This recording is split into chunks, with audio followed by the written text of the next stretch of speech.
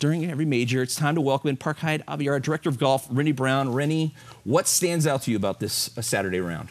You know, it's looking forward to the best week in golf, which is Masters Sunday, and to see what Charley Hoffman, the shot he hit on 18, and it goes, like he said, 60 feet down.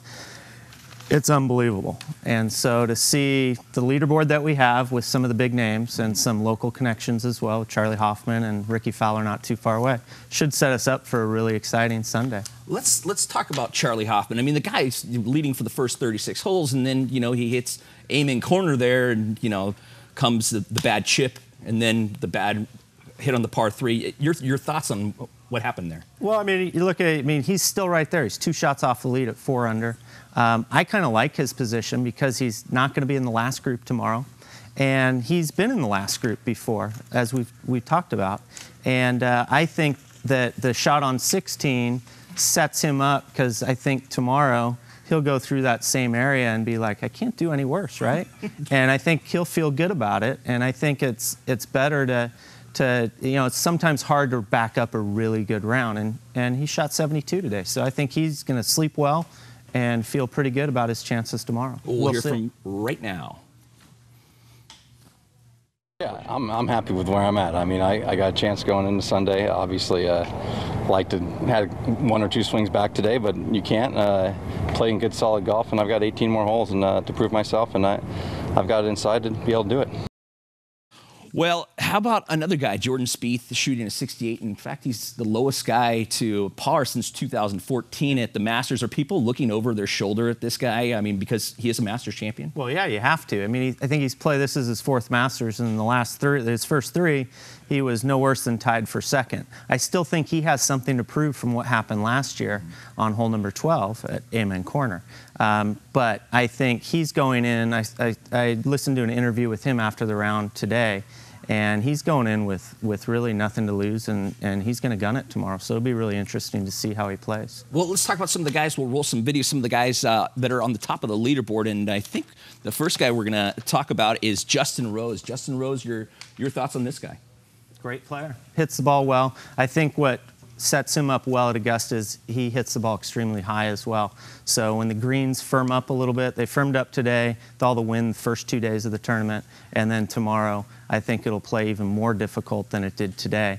But hitting the ball high will be a benefit for him, for sure. Somewhat of a local guy. This guy, Rickie Fowler, had a pretty nice round today. I think watching and watching what we've done the first 3 rounds, he's putted better than anybody and made more putts than anybody. So I certainly think tomorrow he's got a great chance to win his first major. Former Masters champ Adam Scott?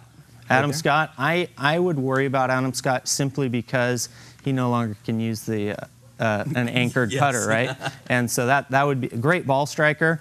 Wouldn't put him by him. He played really well today. I think he shot 69, but I would question him putting for sure tomorrow. A guy that's always been questioned in majors, Sergio Garcia. Is this the one? I mean, that's exactly the question. Is this the one? Is this the time? And I don't think so. Tee to green, he's as good as anybody out there. But the flat stick, or the putter, if you will, can really let him down sometimes. So it'll be interesting to see. Here he is after his round.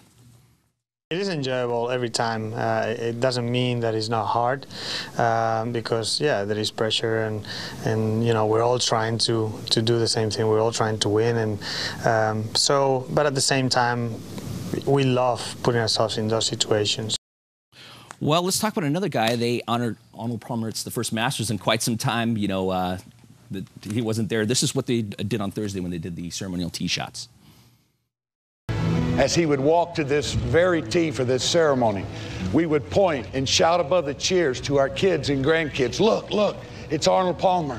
He would always smile back. That's the Arnold Palmer we remember, we miss, and will forever love.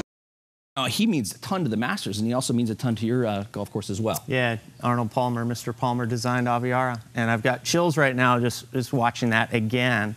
We've dedicated a bridge out on our golf course on hole number 3, and all that needs to be said is looking at Jack Nicklaus and Gary Player there. I don't need to say anything else. Well, you just actually got back from Augusta. I did, yeah. We're going to run some video of Augusta here where this is basically, there's a rule there at Augusta. There's no running at Augusta. Is this the strangest thing? Talk about Augusta and kind of, It's the Augusta Olympics. You can't run. So all those people are trying to get out there for the honorary first tee shot with Mr. Nicklaus and Gary Player, and you can't run. So I guess it's a jog walk maybe. So what are your thoughts on Augusta from being there earlier this week on Tuesday?